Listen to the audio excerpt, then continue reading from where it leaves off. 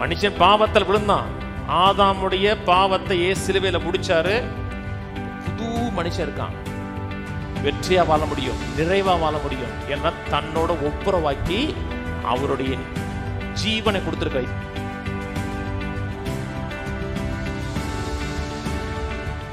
இயேசு முடிஞ்சதுன்னு சொல்லும் பொழுது பழைய மனிதனுடைய நேச்சருக்கு மரணத்தை ஏற்படுத்தினார்.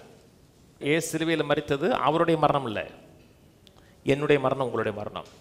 என்னுடைய பழைய சின் நேச்சர் இருக்கு இல்லையா, பாவ மனுஷன், என்னுடைய பாவ மனுஷன் அவரோட சிலுவையில் அறையப்பட்டான். பாவ மனுஷன் பாவத்தை மேற்கொள்வதற்கு வல்லமை இல்லாத மனுஷன்.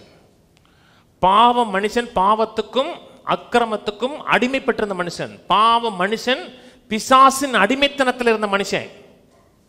கவனிக்கிறீங்களாங்க?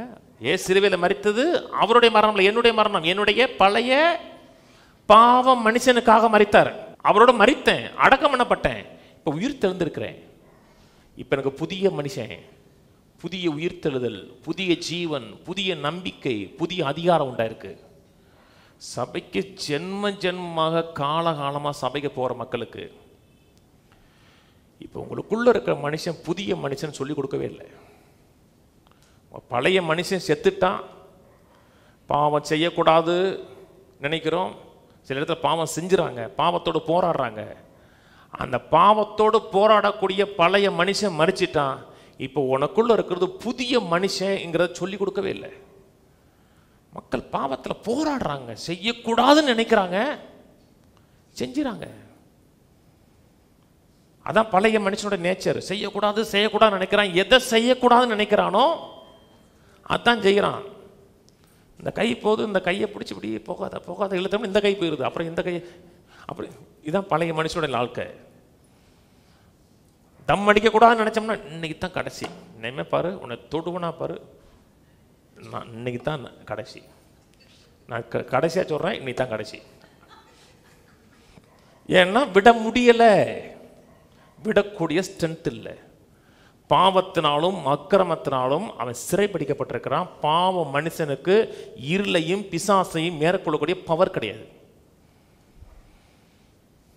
பாவங்கிறது சந்தோஷம். பாவத்தில் சந்தோஷம் இருக்கா? இருக்க போய் தானங்க போறாங்க. பாவத்தில் ஒரு துளி சந்தோஷம்னா எவன் போவான்? பாவத்தில் சந்தோஷம் இருக்கு. முடிஞ்சதுக்கு அப்புறம் அவமானம், நிந்தை, கவலை, கண்ணீர் அத்தனை இருக்கு. செய்யக்கூடாதுன்னு நினைக்கிறான், செய்ய முடியல. அதனால தான் 5 சொல்றாரு, பாவம் பெருகினிடத்தில் பாவத்துக்கு ஒரு பவர் இருக்கு, பாவத்துக்கு ஒரு அழிக்கிற சக்தி இருக்கு. அந்த பாவம் பெருகிற இடத்துல கிருபை மிகவும் அதிகமாக பெருகிட்டு இருக்கு. கலாத்தியர் 2 சொல்றாரு, 2:20 வாசிங்களேன். கலாத்தியர் 2:20, கிறிஸ்துவுடனே கூட சிலுவையில் அறையப்பட்டேன், ஆகினும் பிழைத்திருக்கிறேன். இனி நான் அல்ல, கிறிஸ்துவே எனக்குள் பிழைத்திருக்கிறார்.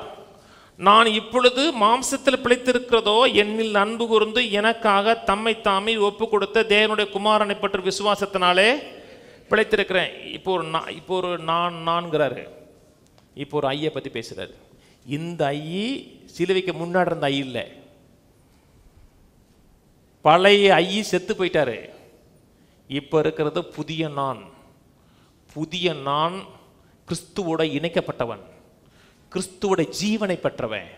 பழைய மனிதனுக்கு பாவத்தை மேற்கொள்ளக்கூடிய பவர் கிடையாது, பாவத்தில் விழக்கூடிய பவர் இருந்துச்சு. இந்த புதிய மனிதனுக்கு பாவத்தை மட்டுமல்ல, என் வாழ்க்கையில் வருகிற அத்தனையும் மேற்கொள்ளக்கூடிய ஒரு பவர் உள்ள மனுஷன். இயேசு முடிஞ்சுன்னு சொல்லும்போது எதை முடிச்சுன்னா பழைய மனுஷனுடைய நேச்சர், சின் நேச்சர் முடிஞ்சிருச்சு. இப்போ நீங்கள் பழைய மனுஷன் இல்லைங்க, என்னை பற்றி உங்களுக்கு தெரியாது, உங்களுக்கு மெய்யாவே உங்களை பற்றி தெரியலை, நீங்கள் பழைய ஆள் இல்லை, நீங்கள் புதிய மனுஷன். நான் சொல்கிறேன், ஒரு கேரண்டி சொல்கிறேன். யாராக்கெல்லாம் பாவ பிரச்சனை இருக்கோ என்கிட்ட வாங்க. அதுக்கப்புறம் அந்த வாரத்திலிருந்து என்கிட்ட வந்ததிலிருந்து நீங்கள் பாவமே செய்ய மாட்டீங்க. நீங்கள் பாவம் செஞ்சிட்டிங்கன்னா உங்களுக்கு 1 கோடி ரூபா தரேன். குடி பழக்கம் இருந்துச்சுன்னா என்கிட்ட வாங்க. என்கிட்ட வந்ததுக்கப்புறம் குடி பழக்கத்துலேருந்து கம்ப்ளீட்டான விடுதலை தந்துடுறேன். அதுக்கப்புறம் நீங்கள் பாட்டில் தொட்டிங்கன்னா உங்களுக்கு 1 கோடி ரூபா தர்றேன். எதை விட முடியாதுன்னு நினைக்கிறீங்களோ அத்தனை விடக்கூடிய கேரண்டி நான் தர்றேன். நீங்கள் அதை செஞ்சிட்டிங்கன்னா நான் உங்களுக்கு 1 கோடி ரூபா தரேன், வர்றீங்க. பெரிய ஒரு 20 கிலோ சுத்தியில வச்சு தலையில் மட்டார்னு அடிக்கிறவங்கள ஒரே அடிதான், அடிக்கிற அடியில் க்ளோஸ். இப்போ பாவம் செய்ய முடியுமா? செத்துட்டிங்கன்னா முடிஞ்சிச்சுன்னு அர்த்தம். சிலுவையில் என்னுடைய பாவம் மனுஷன் மரிச்சான், கிறிஸ்துவுடன் அறையப்பட்டேன், ஆயினும் இப்பொழுது பிழைத்திருக்கிறேன். அந்த பழைய நான் பிழைக்கல, புதிய நான் பிழைத்திருக்கிறேன். இந்த புதிய நானுக்குள்ள எனக்கு சாய்ஸ் இருக்கு. இப்போ நான் நினைச்சதை செய்யலாம், நினைக்காத விடலாம். பாவத்தை மேற்கொள்ளக்கூடிய பவர் இருக்கு என் வாழ்க்கையில். எதிரடையா இருக்கக்கூடிய மேற்கொள்ள வேண்டிய நினைக்கிற அத்தனை சத்து காரியத்தை மேற்கொள்ளக்கூடிய சத்து எனக்கு இருக்கு.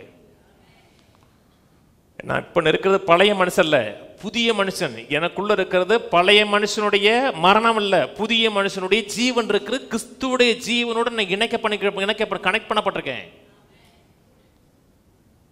இன்னைக்கு என் பாவத்தை விட முடியல, நான் பரிசுத்தமா வாழ முடியல, நான் தவிக்கிறேன்னா உங்களுக்கு இந்த எண்ணம் புகுத்தப்படவில்லை. பழைய மனுஷனுடைய சின் நேச்சர் டோட்டலா முடிஞ்சுதுங்கிற அந்த எண்ணம் உள்ள வரலன்னு அர்த்தம். பாவத்துக்கு மரித்தேன், ஆகினும் பிழைத்திருக்கிறேன். இனி நான் அல்ல, கிறிஸ்துவே பிழைக்கிறார். இப்போ நான் பரிசுத்தமாக வாழ முடியும், பாவத்தை மேற்கொண்டு வாழ முடியும், தரித்திரத்தை மேற்கொள்ள வாழ முடியும். ஒரு மனுஷன் எப்படி வாழ வேண்டும் என்று தேவன் ஆர்டைன் பண்ணாரோ அப்படிப்பட்ட மனுஷனால வாழ முடியும். எப்படிப்பட்ட மனுஷனாக வாழணும்னா இயேசு வாழ்ந்தார் பார்த்தீங்களா, அதான் மனுஷன் வாழ்ந்த வாழ்க்கை. இயேசு பூமியில் வாழ்ந்தார். ஒரு நாள் தோல்வியில் வந்தாரா? ஒரு நாள், ஒரு இமை பொழுது. அதான் மனுஷன் வாழ வேண்டிய வாழ்க்கை. அந்த மனுஷன் பாவத்தில் விழுந்தான், ஆதாமுடைய பாவத்தை இயேசு சிலுவையில் முடிச்சாரு. இப்போ புது மனுஷன் இருக்கான், வெற்றியா வாழ முடியும், நிறைவா வாழ முடியும். என்றால் தன்னோட ஒப்புரவாக்கி அவருடைய ஜீவனை கொடுத்திருக்க.